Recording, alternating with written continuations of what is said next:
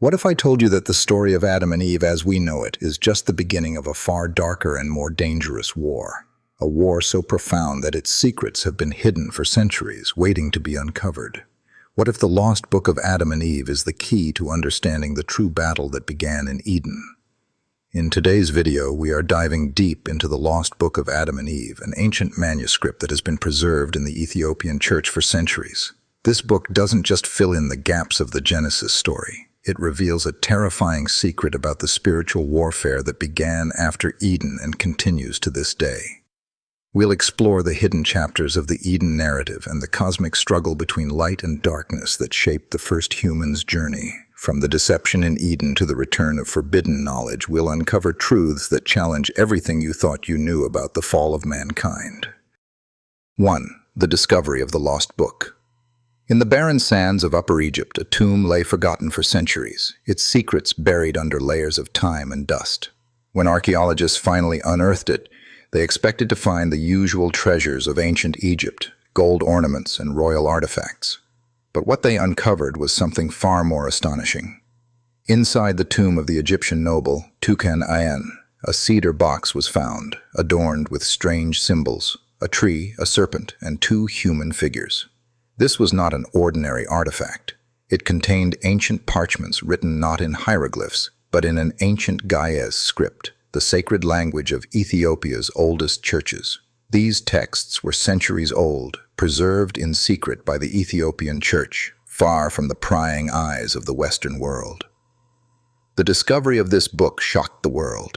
For over 60 years it had remained hidden in the tomb, a secret locked away for generations. The book's contents were far from what one might expect. It continued the story of Adam and Eve beyond their expulsion from Eden, revealing a deeper spiritual battle that had begun after they left the garden. The discovery of this manuscript sheds light on the immense spiritual warfare that began right after Adam and Eve's fall from grace. The book wasn't just a historical record. It was a sacred text that revealed the ongoing conflict between God's creation and the forces of darkness. The fact that it survived centuries in secrecy speaks to the importance of its message, one that was meant to be preserved until the time was right. What does this lost book teach us today? It serves as a reminder that there are truths about our faith that remain hidden from the majority, yet they hold the power to reveal deeper, more profound spiritual insights.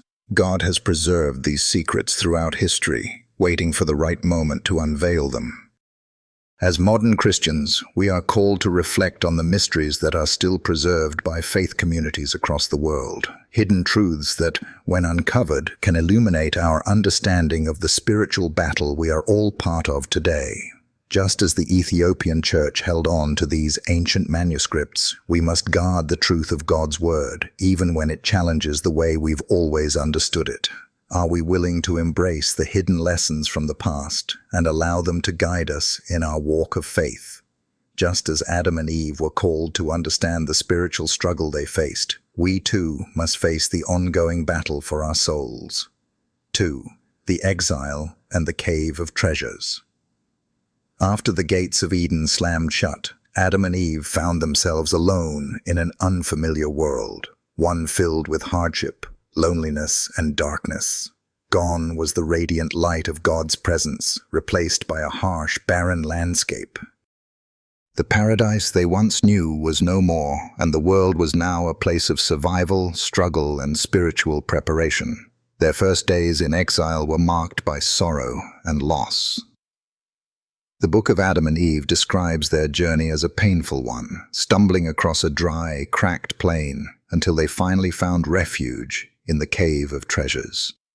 But this was no sanctuary, no haven of comfort. The cave's name, in Ethiopian tradition, was deceptively beautiful. It held no treasures of gold or silver, but instead, it became a place where Adam and Eve would begin their spiritual training. They would learn here not for comfort, but for war. Inside the cave, the atmosphere was cold, damp, and suffocating. The light of day seemed thinner, as if even the sun mourned their loss. The darkness pressed against them, both physically and spiritually.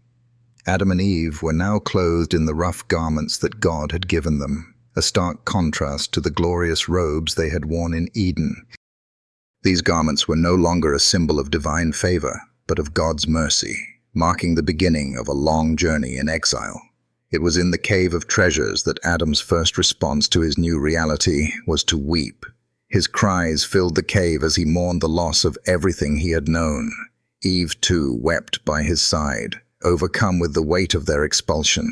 But amidst their sorrow, something profound began to stir within them. As they sat in the cold darkness, facing their own weakness, a transformation began. The very place of their deepest grief became a place of spiritual preparation. God wasn't absent, even though his visible presence was no longer with them. This cave, this desolate place, was where they would begin their training, not in the comfort of Eden, but in the wilderness. This moment of exile became their proving ground. It was here that their trust in God would be tested, and it was here that they would learn to turn their despair into prayer. They would face the enemy, not in strength, but in brokenness.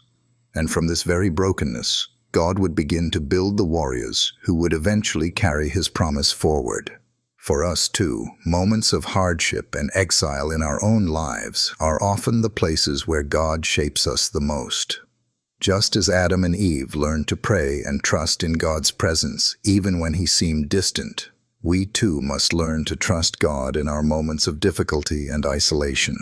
The cave of treasures, a place of suffering, became the very place where Adam and Eve found the strength to continue their journey. In our own dark moments, God is often preparing us for something greater, teaching us to rely on him even when the path seems unclear. 3. The first attack, Satan's voice of despair. In the stillness of the cave, where the weight of exile pressed heavily on Adam and Eve's hearts, they began to learn the most profound lesson of their lives, that the enemy, though unseen, would stop at nothing to break them. And it wasn't rage or physical force that Satan would wield first. It was despair. As Adam and Eve sat, overwhelmed by their new reality, Satan's voice broke the silence. It wasn't the roar of a predator or a sharp attack. It was a low, guttural cry that seemed to seep into the very walls of the cave. The voice was like a shadow creeping into their souls, its sole purpose being to shatter any remaining hope. This voice wasn't coming from a place of outward violence. It was psychological warfare, a calculated attempt to weaken their spirit. The voice mocked them. "Look at you now," it sneered. "From glory to dust, from the throne to the pit, you'll never see the garden again. The one who made you has abandoned you."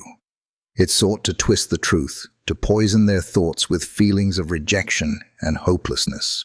Eve clung to Adam, trembling at the sound, but Adam, who had fallen to his knees, pressed his hands to his ears, trying to block out the unbearable noise. Yet it was inside him. It was in the deepest corners of his heart. The enemy's words threatened to break the resolve of both of them.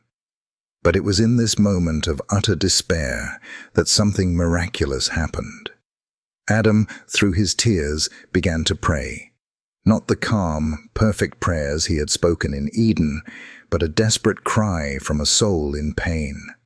"O Lord, do not forsake the work of your hands," Adam pleaded. Eve joined him, her voice shaky but resolute. As they prayed, something shifted in the air. The oppressive weight of despair began to recoil, and the dark atmosphere of the cave seemed to lighten. In that moment, the cave of treasures became more than just a place of mourning. It became a battleground. Prayer was no longer a passive ritual. It was their weapon. They didn't know what the future would hold, but they knew that they would stand firm in their trust in God. Their fight wasn't with swords or physical strength. It was with their faith. This attack from Satan, though harsh, revealed something essential for Adam and Eve, and for us today. The power of prayer and trust in God's presence, especially when everything seems hopeless. In the midst of deep spiritual warfare, the enemy tries to convince us that we're abandoned, that God has forsaken us. But like Adam and Eve, we must remember that the absence of visible comfort does not mean the absence of God. In our darkest times, the enemy may whisper lies of hopelessness, but prayer is the means by which we resist. Just as Adam and Eve learned, in our times of despair, prayer can turn the cave of darkness into a sanctuary of spiritual strength. It is in those moments of weakness that we discover the power of God's presence and the unwavering truth that He will never leave us. 4. The enemy's disguise, the temptation of beauty. After the first brutal attack of despair, Adam and Eve thought they had seen the worst, but Satan, ever cunning and relentless, would return. This time, however, he would not come as a roaring beast or a voice of torment. Instead, he came in a form so beautiful, so alluring, that it almost seemed like a blessing. One day, while Adam was out in search of food, he saw a figure in the distance. As he drew closer, the sun seemed to catch her skin like polished onyx, radiating a warmth that reminded him of the serenity they had known in Eden. Her long, flowing hair shimmered in the light, and she moved with a grace that captivated Adam's attention instantly. Her presence was unlike anything he had seen before, so striking, so serene. Her voice, when it came, was as soft as the wind and as fluid as the river's song. "Come," she beckoned, "rest from the harshness of the wilderness. Forget your struggles, your pain. I bring comfort." Adam felt a strange pull toward her. She promised everything they had lost, the peace of Eden, a life of ease without the toil. She spoke of power, of restoring what had been lost. Her words, though soothing, struck a familiar chord deep within him. The temptation of this figure was not in what she offered, but in how it mirrored what he had once known. For a moment, Adam faltered. The memory of Eden, of the lush gardens, the cool rivers, and the fruit of the trees, flashed before his eyes. Could this be a chance to reclaim some semblance of what was lost? Could this strange woman be the answer to the life of suffering he now endured? But then, something happened within Adam. The voice of God, the same voice that had spoken to him in Eden, the one who had set boundaries and given instructions, rose up within him. He remembered God's command, "You shall have no other gods before me." In that moment, the beauty of the woman shifted before his eyes. The gracious smile, the gentle voice, the soft gaze. Suddenly, they were all tainted by the realization that this was no blessing. With a sharp breath, Adam stepped back, realizing the deception for what it was. "Every blessing not from God," he muttered aloud, "is a trap in disguise." The woman before him faltered, and her form began to waver. In a heartbeat, the beautiful image dissolved, revealing not a messenger of light, but the shadowed form of the adversary himself, smiling coldly, revealing his true face, a predator who had almost won. This encounter, though brief, left a lasting mark on Adam. It taught him a vital lesson. Not everything that looks like a blessing is a gift from God. The enemy is clever, weaving desire, beauty, and promise into something that appears to be a divine answer, but is, in fact, a tool of destruction. Adam, shaken but resolute, returned to the cave, where he shared his encounter with Eve. Together they prayed through the night, asking God for the discernment to see through the enemy's masks, for they knew that their battle was far from over. This experience became the birth of their spiritual vigilance. They learned, as we must today, that the enemy's most dangerous deceptions are not the obvious ones, but those that appear to be good, that tempt us with promises of comfort and ease. It's not always the loud and violent attacks that lead us astray. Sometimes it's the subtle allure of something beautiful, something that feels too right to resist. As we face temptations today, we are called to be discerning, to ask ourselves, does this opportunity, this relationship, this idea truly align with God's will? Is it from God, or is it a beautiful disguise meant to lead us further from His purpose? Like Adam and Eve, we must develop spiritual eyes to recognize when the enemy comes not in anger but in sweetness, masking his true intentions with beauty and charm. The greatest weapons in our fight against temptation are vigilance, prayer, and trust in God's wisdom. 5. The first covenant of marriage in exile. After Adam and Eve's first encounter with darkness and despair, a period of separation and spiritual preparation follows, leading to the divine establishment of their covenant of marriage. This sacred union, forged in the wilderness, becomes a symbol of resilience, purpose, and God's redemptive plan. While in exile, Adam and Eve were not just learning to survive, but to spiritually prepare for what lay ahead. Their covenant wasn't rushed, but carefully constructed through prayer, sacrifice, and a deep commitment to God's purpose. They learned that purity was not only about avoiding sin, but about waiting for God's timing in everything, even their most sacred desires. Their marriage was a spiritual act, more than a union of love.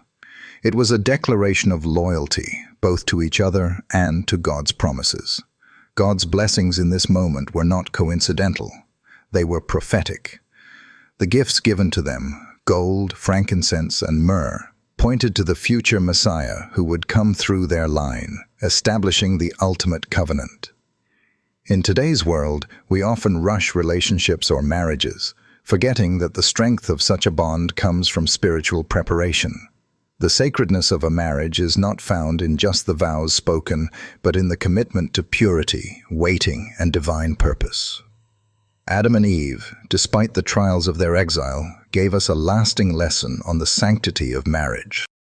Their union represents a divine calling to live in alignment with God's design for our relationships, patient, purposeful, and rooted in faith. 6. The rise of the Nephilim and the corruption of humanity. As Adam and Eve's descendants began to multiply, a dark shadow loomed over humanity. The Bible speaks of a time when the children of Seth, righteous in their ways, began to fall into temptation. They descended from the mountains, where they had kept themselves pure, and mingled with the daughters of Cain, those who had chosen the path of rebellion. This was no ordinary union. The blending of Seth's righteous bloodline with Cain's corrupt lineage resulted in the birth of the Nephilim, giants of immense power and spiritual depravity. These beings were not only physically imposing but were spiritually twisted. Their strength was matched only by their violence, arrogance, and disregard for God's commandments. The rise of the Nephilim marked a pivotal moment in human history. It was not just the corruption of a few, but the entire moral fabric of society began to unravel. The sacredness of God's creation was distorted. This was the moment where humanity began to lose its original purity, not just through disobedience, but by mixing the holy with the unholy. The warnings from the past echo in our own world today. The allure of compromise, the temptation to blend good with evil, has always been a strategy of the enemy. We are reminded that every time we abandon God's commands for the sake of convenience or desire, we open the door to spiritual destruction. Just as the Nephilim brought corruption, we too must remain vigilant against the allure of sin disguised as a blessing. The Nephilim's rise serves as a powerful warning. Compromising God's holiness leads to destruction. Staying faithful, pure, and set apart is not just a call for the past, but for today. 7. The call of Seth and the preservation of holiness. After the tragic death of Abel, God gave Adam and Eve another son, Seth, whose name means appointed. This child was different, a beacon of hope in a world quickly descending into chaos. His heart was inclined toward God from his earliest days. Adam, recognizing the calling on Seth's life, set him apart for a special purpose, to preserve the righteous line of humanity, the line through which God's promise of redemption would come. Seth's descendants were set apart from the corruption of Cain's line. They withdrew from the lowlands, retreating to the high places, later known as Mount Hermon. The air there was pure, and the people of Seth's line devoted themselves to worship, keeping the sacred stories alive and guarding their purity. The mountain became known as the Mountain of Holiness, a place set apart for God. However, as history shows, holiness is not preserved by location alone. It must be nurtured within the heart. Over time, the temptation to descend into the valley, to partake in the allure of Cain's descendants, began to take root. What was once a stronghold of purity became vulnerable. The influence of the world outside the mountain began to erode the spiritual commitment of Seth's descendants. The mountain songs grew quieter, and the purity that had once been so vibrant began to fade. The temptation to compromise grew stronger, and the people began to mix with those who had abandoned God's ways. Holiness was traded for momentary pleasure, and the line that had once been marked by separation and faithfulness was now blurred. This shift in focus and commitment would bring about tragic consequences. The fall of Seth's descendants serves as a reminder to us. Holiness cannot be taken for granted. We must stand firm in our faith and guard our purity against the distractions and compromises that seek to pull us away from God's ways. 8. The last days and the return of forbidden knowledge. As we trace the ancient rebellion, we can't help but notice the striking parallels between the days before the flood and the world we live in today. In the days of Noah, the Watchers descended, bringing forbidden knowledge that corrupted humanity and bent it toward destruction. Fast forward to our present day, and we see similar patterns emerging, especially with our advancements in technology and science. Jesus himself warned us in Matthew 24:37, "As it was in the days of Noah, so it will be at the coming of the Son of Man." This prophetic statement resonates deeply as we now witness the return of forbidden knowledge through our modern innovations. Technologies such as artificial intelligence, genetic editing, and advanced weaponry have the potential to reshape humanity, just as the Watchers' teachings once did. While these advancements offer great promise, they come with immense spiritual implications. In the same way that the Watchers' knowledge was used to pervert creation, today's knowledge, if misused, threatens to undermine God's divine order. The desire to push beyond human limits, to transcend our created nature, mirrors the Watchers' rebellion. As we look at the ways our modern world pursues progress through these powerful tools, we must ask ourselves, are we repeating the same mistakes? The spirit of the Watchers is alive today, disguised as progress and enlightenment, tempting us to worship knowledge and technology over God. This is a critical moment for the Church and for believers to recognize the dangers of these advancements when used outside of God's wisdom. We must remain vigilant and discerning, seeking divine wisdom to guide us through this age of unprecedented technological growth. The same enemy that tempted Adam and Eve with beauty and knowledge is still at work today. Will we stand firm, or will we fall prey to the allure of forbidden knowledge, the call of Seth, and the preservation of holiness? After the tragic death of Abel, God gave Adam and Eve another son, Seth, whose name means appointed. This child was different, a beacon of hope in a world quickly descending into chaos. His heart was inclined toward God from his earliest days. Adam, recognizing the calling on Seth's life, set him apart for a special purpose, to preserve the righteous line of humanity, the line through which God's promise of redemption would come. Seth's descendants were set apart from the corruption of Cain's line. They withdrew from the lowlands, retreating to the high places, later known as Mount Hermon. The air there was pure, and the people of Seth's line devoted themselves to worship, keeping the sacred stories alive and guarding their purity. The mountain became known as the Mountain of Holiness, a place set apart for God.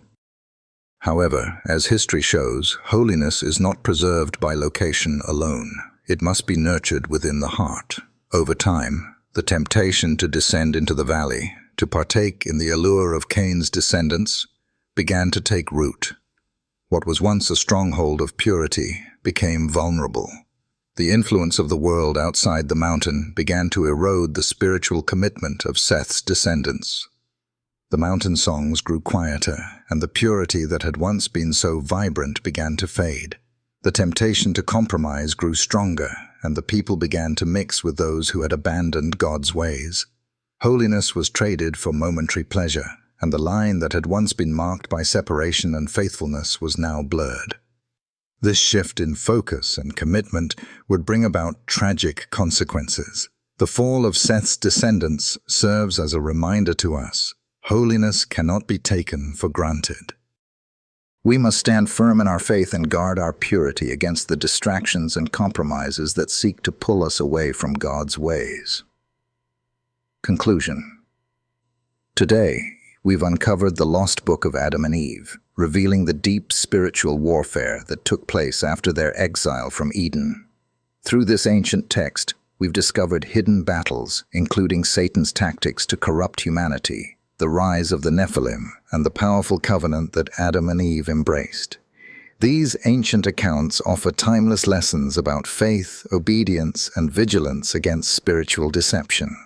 The journey we've taken through the lost book of Adam and Eve reminds us that the battle between light and darkness didn't start with us. It began long ago, and it still impacts us today. As we face modern temptations and distractions, we must remember the importance of standing firm in God's commands, just as Adam and Eve were called to do. Their struggle in the wilderness was not just for survival, it was a spiritual preparation for the war that has carried on through generations. The patterns of rebellion and deception we see today are nothing new. They've been part of humanity's story since Eden. The temptation to compromise, the pursuit of forbidden knowledge, and the dangers of spiritual complacency are alive in our world as they were in theirs.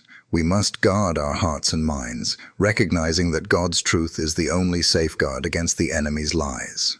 What are your thoughts on the lost book of Adam and Eve and its relevance to our lives today? If this video spoke to you, I encourage you to like, comment, and share it with someone who might need a reminder of the spiritual warfare we are still engaged in. Don't forget to subscribe and click the notification bell so you never miss a deep dive into ancient truths that still hold power today. Let's continue to learn from history, stand firm in our faith, and remain vigilant as we await the return of our Savior.